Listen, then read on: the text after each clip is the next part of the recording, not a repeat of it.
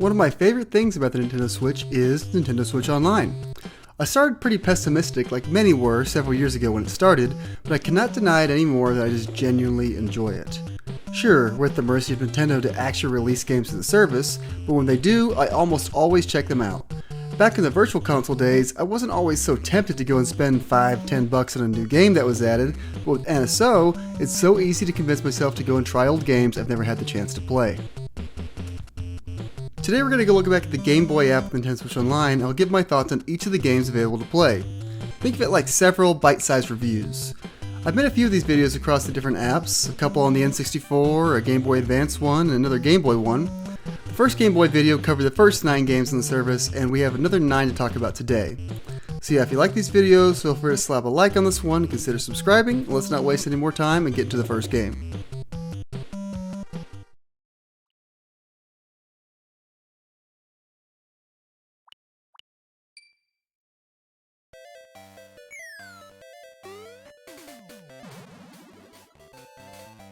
I mentioned liking NSO because it gives me the opportunity to try new games that otherwise would have not had the chance to give a go. But the first game we're going to talk about is actually one I have played before, kind of. Burger Time Deluxe is the less colorful little brother to the arcade game, Burger Time, that I have played a few times in my local arcade. I've never been able to get that very far in the arcade, but with all the willpower, grit, and hard work that I have and the use of save states, I was able to enjoy a lot more of Burger Time Deluxe than I otherwise would have in the past. Burger Time Deluxe is a top-down, level-based maze game where you're a chef walking on platforms, up and down with ladders, and collecting power-ups, all while trying to avoid the evil sentient food items that want to take a turn eating you, I think. I like to think of this game as kind of like a Pac-Man and Donkey Kong were put together. The enemy food items will chase you, kind of like the Pac-Man ghosts, with each type having slightly different movement AI trying to corner you. The Donkey Kong aspect comes from trying to get to certain parts of the level unscathed, because the goal of each level isn't just to avoid the enemies, it's to knock down the giant burger ingredients that are scattered throughout.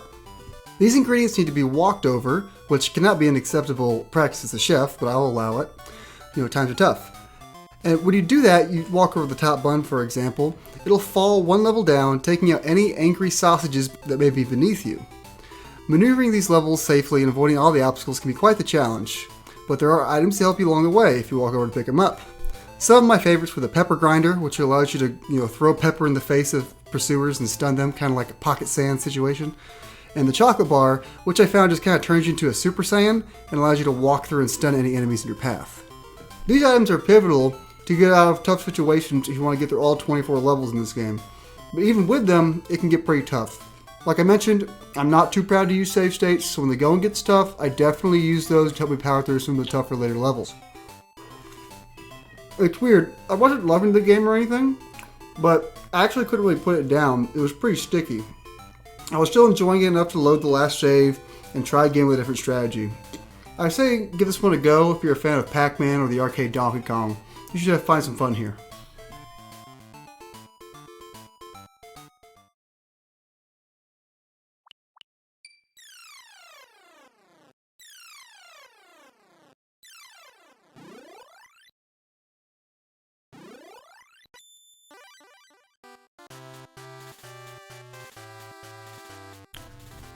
I've been a big Pokemon guy my whole life. Played lots of the spin-off games, love playing the mainline games and trying to finish each dex, love buying the cards so I can Wait a second, I have no idea how to play Pokemon trading card game. Luckily, we have the Pokemon trading card game for the Game Boy with limited edition Pokemon card inside to try and learn how to play. And yes, in case you're a Pokemon TCG person, I have been alerted that the game is a lot different now than it was when this game came out, but it ought to be close enough. Now stop me if this sounds familiar, but in this game, you play as a child who is set off to challenge other fellow trainers across the countryside in the art of Pokemon battling. Or in this case, Pokemon trading card battling. You get to pick a starter deck. I picked the fire one because it has Charizard, obviously, and I set off. The game lets you kind of choose where to go on from now on the overworld map, so you can choose the type of opponent you want to go to first. Since I picked a fire deck, I went to the grass club to learn how to play since I have a bit of a type advantage. Depending on how you like to learn how to play games, this game either does a very good job or a very bad job of teaching you the rules. I like to try to figure stuff out on my own, with the occasional nudge in the right direction from the game. Unfortunately for me, this is not one of those games. This is one of those where we're going to very heavy-handed explain in excruciating detail exactly what to do when kind of teaching games. While I will admit, at first it was helpful to make sure I understood what to do and how to play, it lasted a bit too long. So, pro tip, once you can access the settings, go turn message speed all the way up, because if you don't, it's going to take a long time. And overall, that slowness is kind of what led me to enjoying this game less and less as I played. Because while I liked the rule set and loved seeing Pokemon on my screen, the matches started to drag on and on a little bit longer than I was hoping they would. Mixed in some annoying situations where you get stun locked by some coin flips for a few turns, and then you get a game that commits the ultimate gaming sin. It just gets kind of boring. I could only really make myself sit through 2 to 3 battles per sitting until I was ready to move on to another game. I think if I had a dial I could turn to make this game run about twice as fast, I would have been able to get through a lot more of it. I ended up doing a handful of the clubs, think of them like the 8 gyms of the game, but I did not feel too compelled to go and beat all 8 and then take on the Elite 4 equivalent to follow. I'm sure if you had more patience than I, or have a little more background nostalgia for the TCG, you might have a different experience. But personally, it just wasn't quite for me. I got my fill, had my fun, but I was ready to move on after a few hours. But I do like Pokemon cards, so I figure, why not open a pack while we're here? Alright, so we got one of these Pokemon Scarlet and Violet booster packs. Came with a nice little Espathra, some nice little holographic shinies on here. Very fancy. Alright, already opened the back of the pack. Pull them out. See what we got here. Start with this front. Alright, a Tarantula. Very nice. Pokemon Catcher. Clauncher. Dolliv. Cetitan. I never know how to say this one. Cetitan. Team Stargrunt. A Zangoose. A Varoom. Is that? Looks like it's holographic. You can see that. Yeah. There you go. A Quaxley, very nice, and a Skeledirge, nice. It's another holographic there. I know nothing about Pokemon cards, but and a basic energy.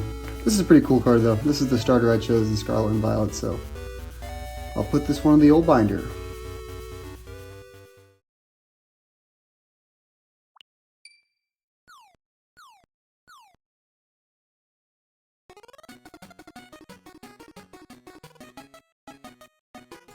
It feels like Nintendo adds another Kirby game to NSO every week. There must be a dozen of them on the service by now. The first of 2 Kirby games I'm going to talk about today is Kirby's Dream Land 2. Top level, if you've played a traditional 2D level-based Kirby before, this game's going to feel very familiar to you. Kirby has that same jump and float that you're used to, a lot of the familiar enemies, and some of the classic copy abilities. But I do want to emphasize the copy abilities a teensy bit though, because even though copy abilities are what Kirby is known for these days, the first Kirby game on this service, Dream Land 1, did not have any copy abilities yet, so comparatively, this game really feels like a step up. But I mean, who cares about copy abilities? You get to play as a hamster in this game. The big new twist to Kirby's Dream Land 2 is the 3 animal friends you can find throughout the levels to help you along the way. Kirby just kind of jumps on, and then you get to take control of the animal friend, each of whom have their own movement abilities, and even cooler, their own variations of the copy abilities. Kirby's fire attack is different than Mr. Hamster's fire attack, was different from Angry Owl's fire attack, which is different from Freaky Fish's fire attack. Small details like this go a long way, and it helped keep the game fun and fresh for me as I ran through the game. Like other Kirby games, it's not super long, and a handful of worlds with a handful of levels to get through in each. Levels are pretty snappy, and overall the game's pretty breezy to get through. The only moment I really ever struggled was seeing my boy Wispy in the state he was in. Not trying to judge him or anything, but whatever is going on with him in this game does not look good. I'm not really sure if I was meant to walk in on him on this. Overall, a fun little game, nothing super surprising here, plays a lot like other Kirby games.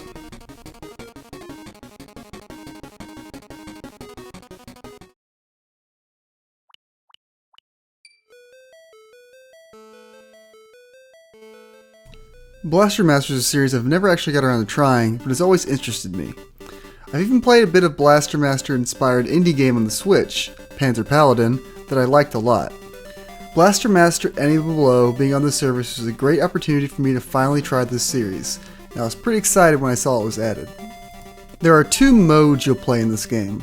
The side-scrolling platforming sections, which has you controlling the vehicle with a big cannon that apparently is named Sophia. It's a lot of fun to control.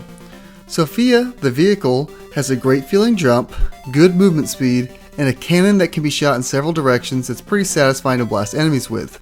You can also exit Sophia and run around in human form as Jason, which you can use to sometimes fit into some certain areas or climb ladders you may come across, but the main scenario you play as Jason is with these top-down dungeon areas. These dungeons have a much closer zoom-in view and have you moving Jason up, down, left and right, shooting your way through little maze-like structures. The main thing you're looking for is either a key to open another dungeon somewhere in the overworld, or a boss. Killing a boss gets you a new ability, like the ability for Sophia to jump higher, for example, and send you into the next zone to explore. Exploring, though, is where I think this game falls a little flat. It kind of reminds me of the original Metroid 2, also on this Game Boy app, where I often felt like I was wandering rather than exploring and just kind of hoping I would happen upon something. A couple of times during my first sit down with the game, I found myself actually wandering around for 10 to 15 minutes or so, just to end up back at the start, funny enough. I think I was having trouble differentiating things because everything in a zone kind of looks the same. I have the same problem with Metroid 2 as well. I think it's just due to the limitations of the art style on the Game Boy, making it hard for me to navigate and remember where I have and haven't been. The game plays well, but I think if I started over, I would have enjoyed it more if I was loosely following a guide to help me. Bosses were tough, but fun. And no matter how strong they were, they did not have the ability to control time like I did with the NSO save state functions. I think there's fun to be had with this game. Like I said, the vehicle's a lot of fun to move around with. I just think the exploring the map was a bit rough and not quite as interesting or intuitive as other more recent Metroidvania games can offer.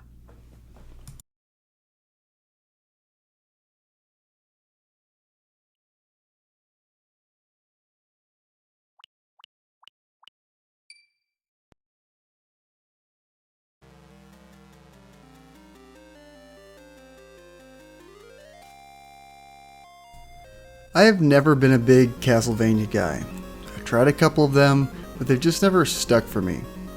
And you know, I should like Castlevania games. I like 2D platformers a whole lot.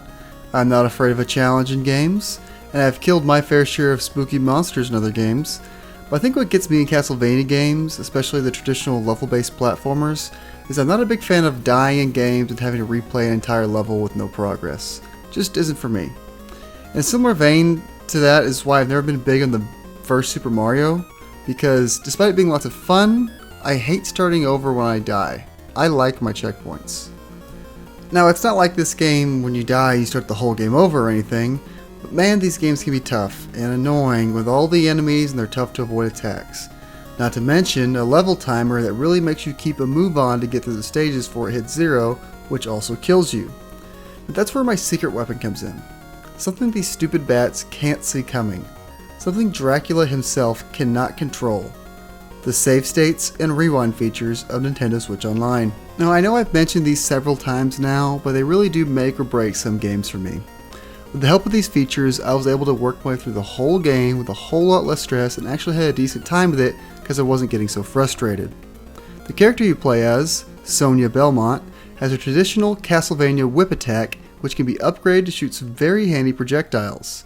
At the end of each stage, after beating the boss, you unlock a new soul weapon, which replaces the classic sub-weapons like the axe you might expect to find in another Castlevania game.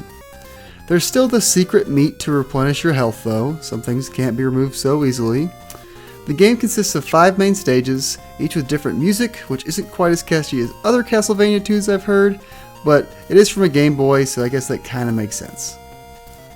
If you like traditional Castlevania games, this game sure feels like one, so give it a go. Levels are pretty long and challenging with no shortage of enemies to keep you at bay, and they aren't afraid to reload those enemies if you kill them then walk back the other way, because there they are again. Bosses will stop you in your tracks if you aren't ready, but did a great job of making each level feel unique and rewarding with a cool monster to destroy at the end.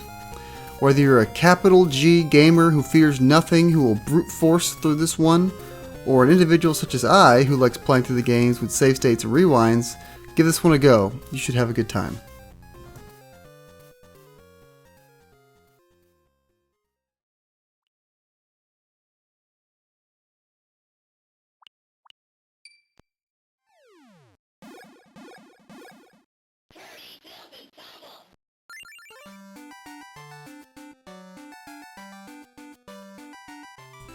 The second Kirby game on the list today is a pretty unique one, a Game Boy game with motion control.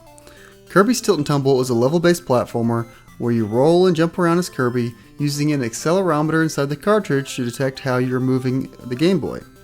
Now this is on the Switch, so it's just emulating that sensor using the gyro controls, but you get the idea. You move one way, Kirby rolls that way. It's a really novel experience, especially when you realize it came out over 20 years ago. That novelty, though, started to wear off for me pretty quickly. More often than not, instead of having fun rolling through the levels, I was struggling and losing control of Kirby, who was just flying across my screen all willy-nilly. The movement felt very sensitive in a way I rarely felt control. Maybe that is part of the appeal, I just didn't feel very confident. The jump mechanic in the game was tough for me also.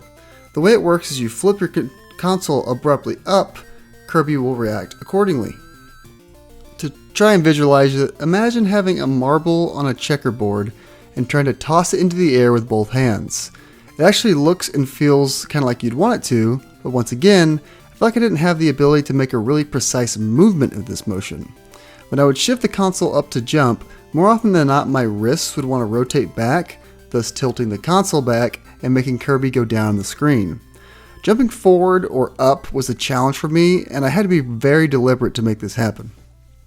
As far as the setup of the game, you're going to work your way through several worlds, which will often remind me of pinball obstacles throughout, which kind of makes sense. Each world has 4 levels and a boss to defeat at the end.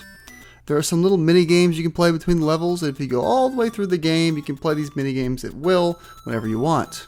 Overall, I thought the game was neat for sure, but ended up being a little too gimmicky and frustrating for me to say that I was constantly having fun. It's definitely worth trying out though on your own for the experience though.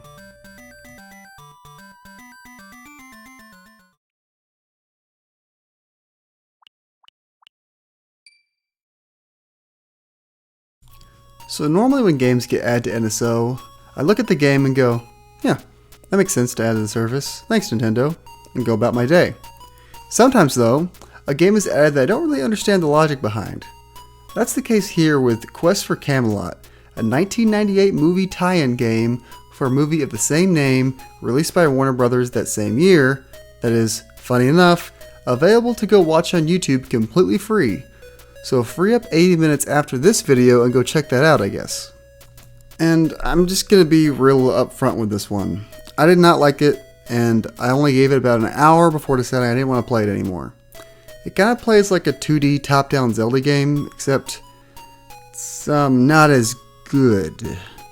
After a bizarre opening sequence that is completely silent, no background music or sound whatsoever, where the game just kind of lore dumps on you for a few minutes on a white background between occasionally flashing a random character's face on a screen at you, the game then just dumps you into the world with no real direction on where to go or what to do.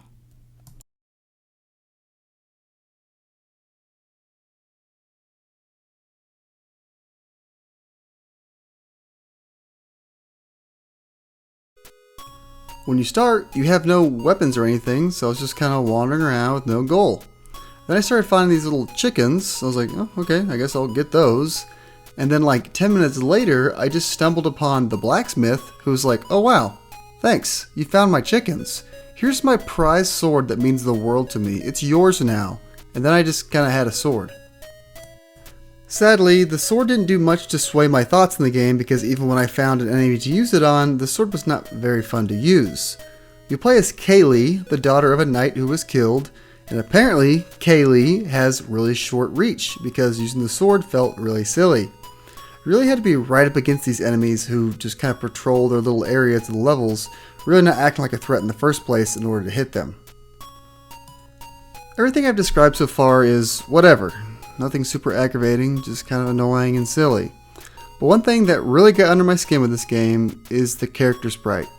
And no, I'm not just talking about how I don't think the characters look very pretty, which I don't, but more of how Kaylee's huge head on the sprite was constantly running into things like other characters on the screen and getting stuck. Maybe this is a me thing, but a surprisingly common thing that was happening to me was I was trying to walk around something and Big Head Kaylee got stuck on the hitbox of another thing above her. Maybe I was just looking for things to annoy me at this point, but it happened a lot more often than I think it should have. Overall, I'll admit I did not really like this game enough to give it the time of day. I would just recommend going to play one of the 3 Zelda games on the Game Boy app if you want a game like this. And speaking of that,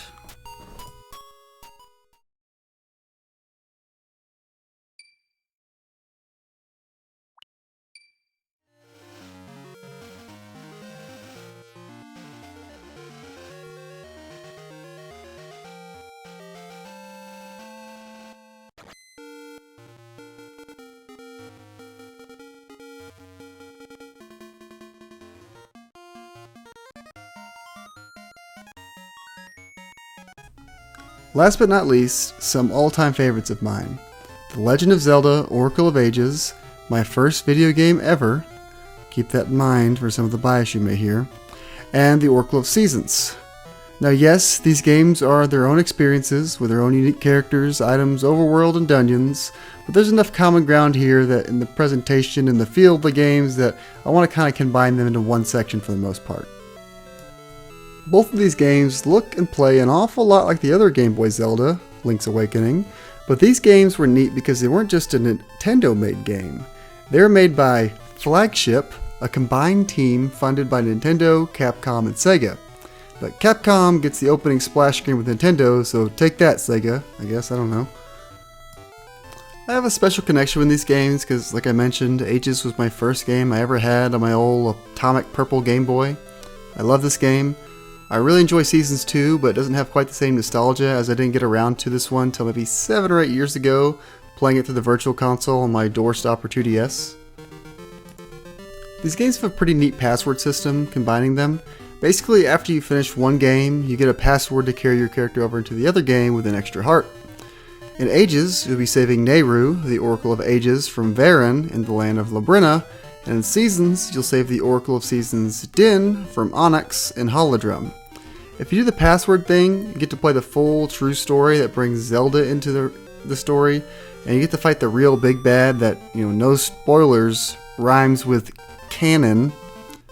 The games will basically play the exact same on the true playthrough, save for a couple new interactions with Zelda and an expanded endgame with some new equipment and an extra little section with the true last boss fights. My advice is just look up a password online so you can experience this on your first playthrough, so you don't really have to be forced to play them both back to back in order to get the full story.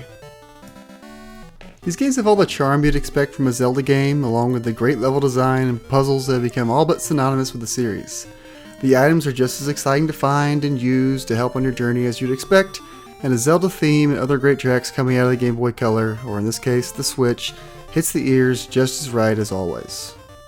As far as the differences in the games, in Ages you'll be solving puzzles going back and forth between past and present using your little magical harp, aptly named the Harp of Ages.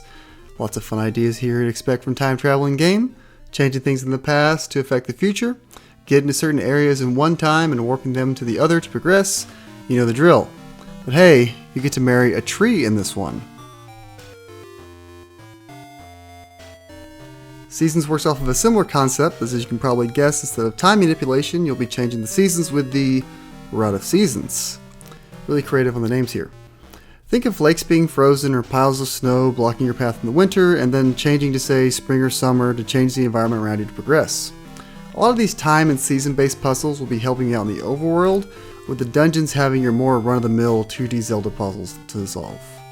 But as great as the Oracle games are though, I do have some words of warning, and if you've played any other Zeldas in the Game Boy or Game Boy Advance, you're probably aware of this issue, and that is the 2-button issue.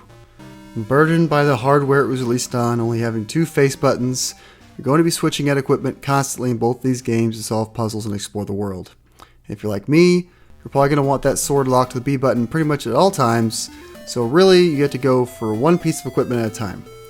Personally, I eventually kind of get used to this, opening the menu and switching almost absent-mindedly when needed, but it can be hard to come back to this initially when you're used to the later games with many more button options allowing for more items to be available at all times.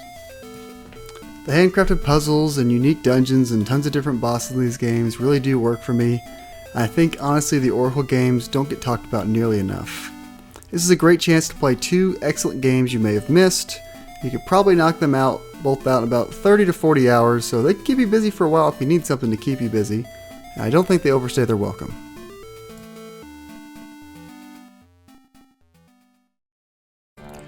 Thanks for watching. I always love making these Nintendo Switch Online videos and checking out lots of cool older games.